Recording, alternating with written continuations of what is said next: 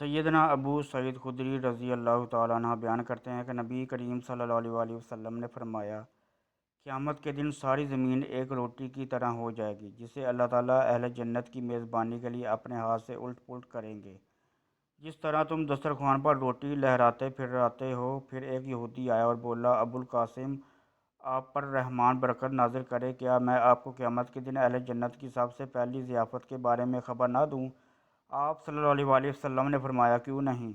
تو اس نے بھی یہی کہا، ساری زمین ایک روٹی کی طرح ہو جائے گی، جیسا کہ نبی کریم صلی اللہ علیہ وسلم نے فرمایا۔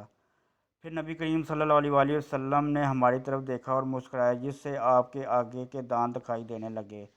حافظ ابن حجر رحمۃ اللہ فرماتے ہیں، اس حدیث سے معلوم ہوا کہ قیامت کے دن طویل قیام میں اللہ تعالیٰ مومنوں کو بھوک کی سزا نہیں دیں گے، بلکہ اپنی قدرت کے ساتھ زمین کی فطرت کو ہی ان کے لیے تبدیل کر دیں گے، تاکہ وہ بلا تکلف و مشقت اپنے قدموں کے نیچے سے ہی روٹی کھاتے رہیں۔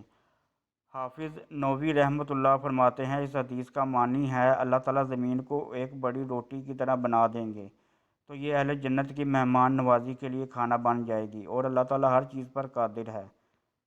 شیخ محمد بن صالح العثیمین رحمۃ اللہ فرماتے ہیں، یعنی اہل جنت کی ضیافت کے لیے ایسا ہو جائے گا، اور یہ بھی اللہ تعالیٰ کی قدرت میں سے ہے۔ یہ زمین جو اس وقت مٹی اور ریت وغیرہ ہے، قیامت کے دن بہترین کھانا بن جائے گی۔